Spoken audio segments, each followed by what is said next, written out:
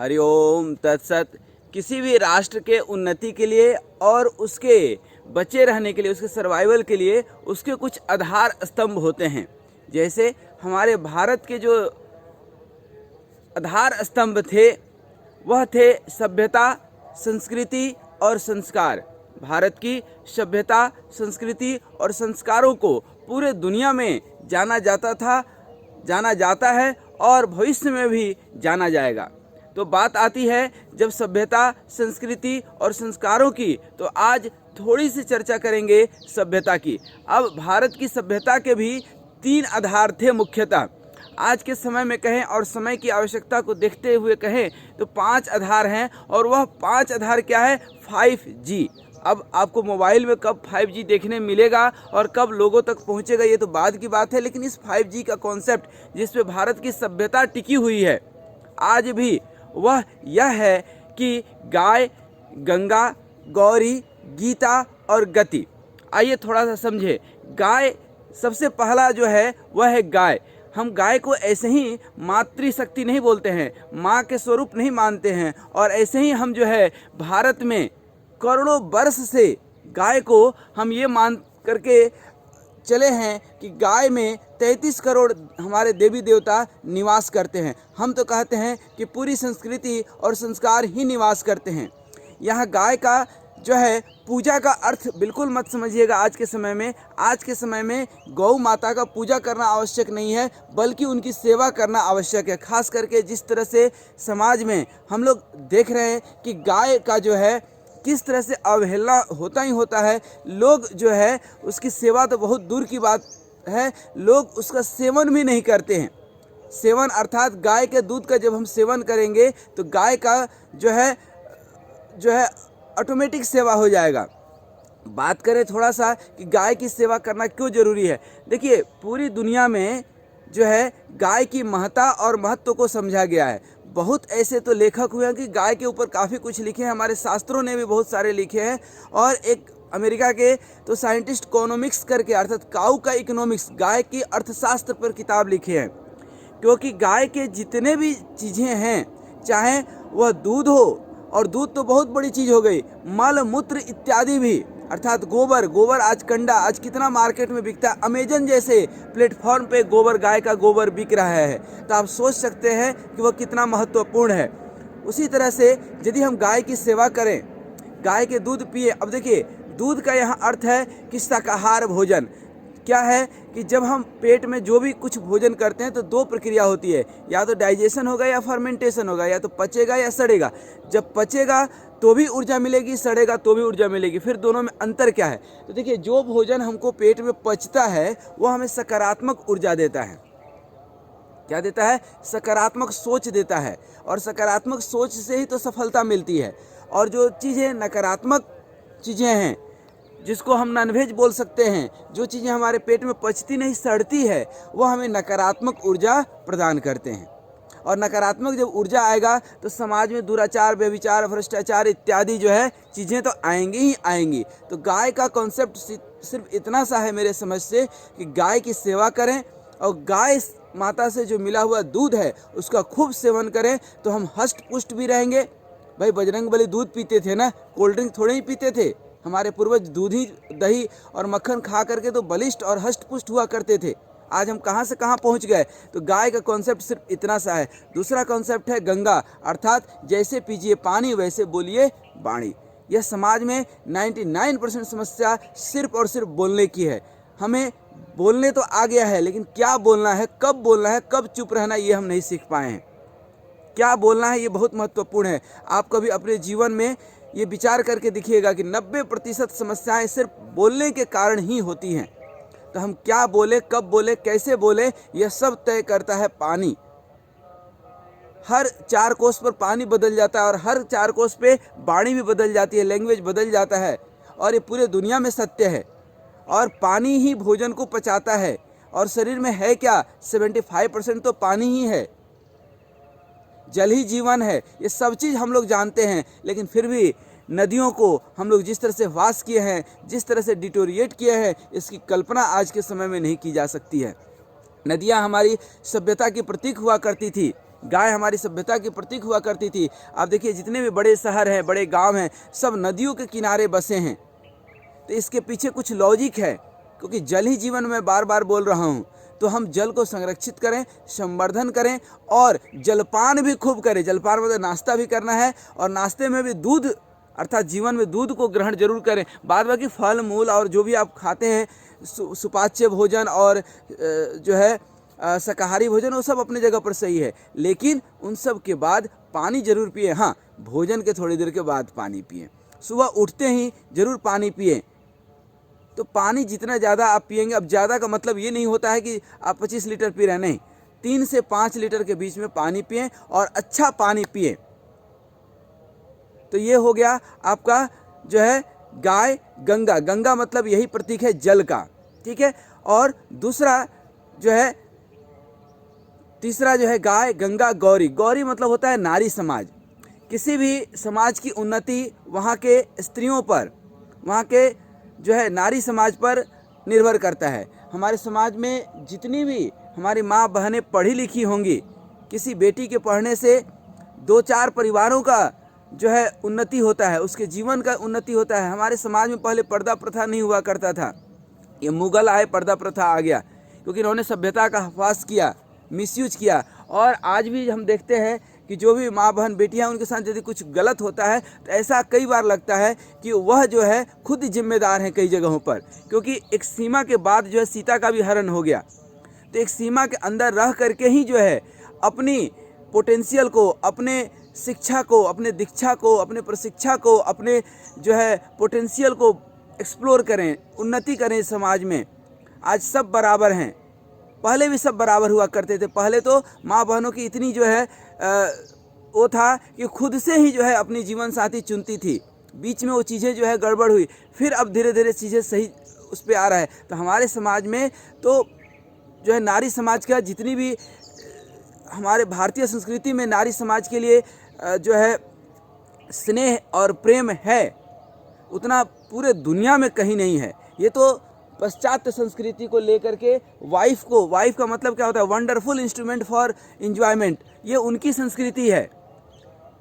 मुगलों की संस्कृति थी औरत मतलब औरों में रत, उसको अपने से कोई मतलब नहीं, दूसरे की ही सेवा में लगी रहती है। तो ऐसा नहीं है हमारे समाज में। नारी हमारे समाज में पत्नी कहा गया, माँ बहन बेटी कहा गया। पत्नी मतलब कौन, जो पति को पतन से बचा ले। और माँ कौन, जिसके ऊंचाइयों का अंत नहीं उसको आसमान कहते हैं, जिसके प्रेम का अंत नहीं उसको माँ कहते हैं। तो ये माँ का स्वरूप है। तो हम गाय गंगा और गौरी, जिस समाज में स्त्रियों की पूजा होती है, अर्थात वहाँ समाज में इज्जत प्रतिष्ठा होती है और जहाँ की स्त्रियाँ पढ़ी लिखी होती हैं, वह समाज ही उन्नत समाज होता है। अन्यथा उस समाज का धीरे धीरे अस्तित्व खत्म हो जाता है। तो गौरी, उसके बाद आ जाइए क्या, गाय गंगा गौरी और गीता। गीता अर्थात दुनिया में करोड़ों ग्रंथ हैं, किताबें हैं, अनंत हरि कथा अनंता। फिर इसमें से किसी एक को कैसे चुने, बड़ी समस्या होती है कि एक को किसी को कैसे चुने।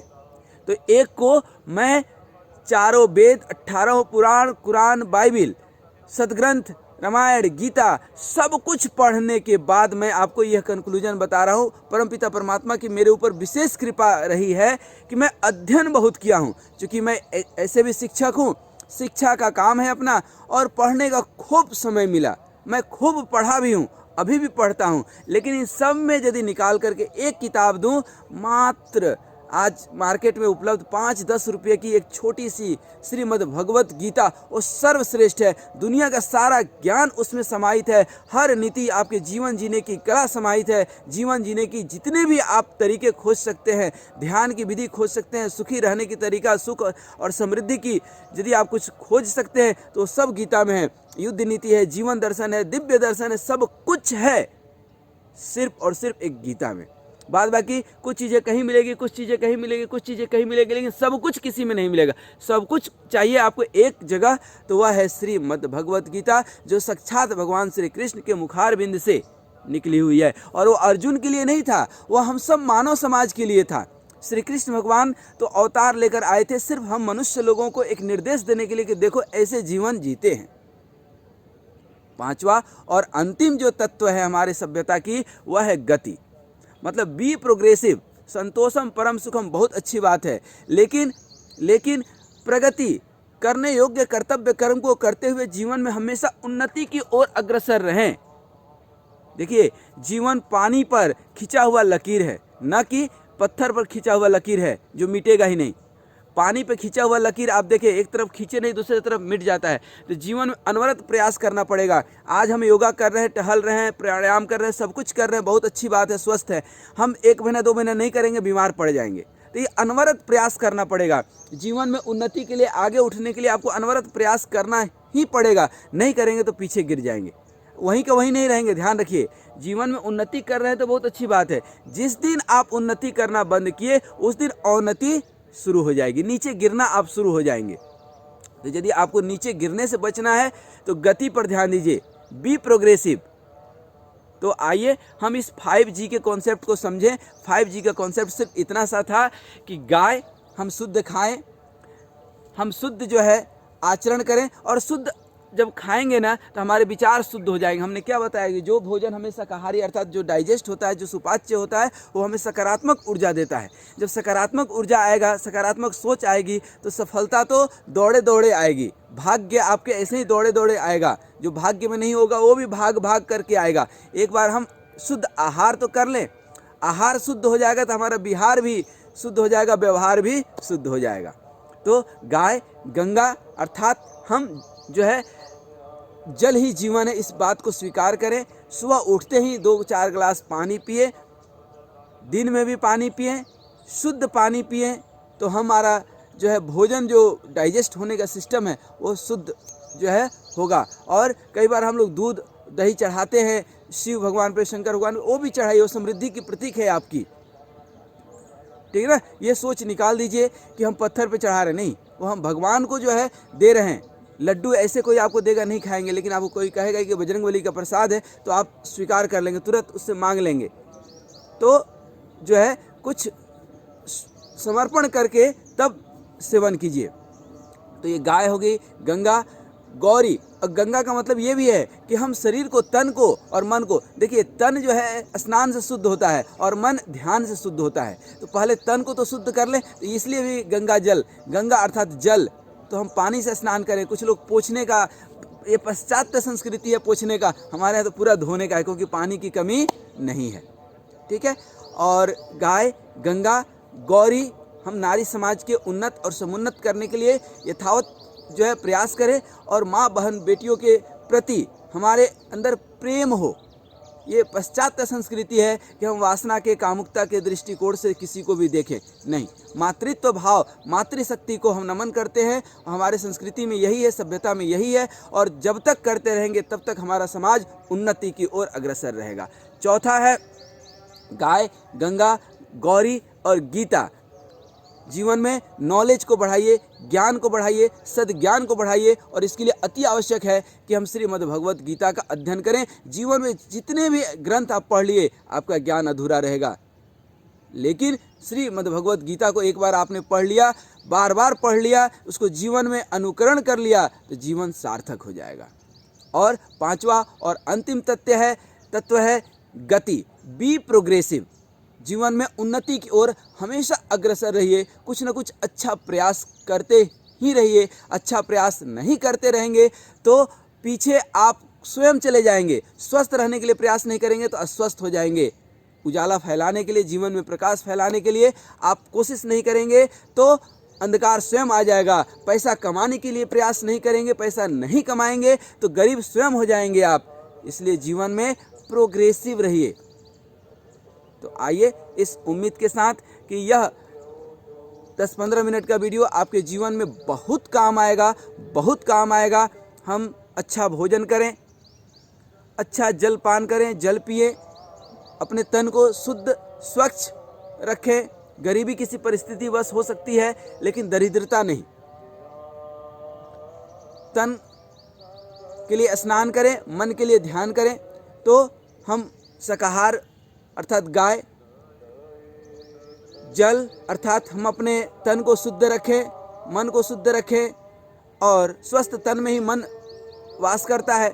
और गौरी मातृत्व शक्ति को नमन करें, उसको समुन्नत करें, उन्नत करें। यह हमारा जो है दायित्व है, कर्तव्य है, और उनका भी कर्तव्य है, साथ में उनका भी कर्तव्य है कि वो अपने आप को आगे बढ़ाएं।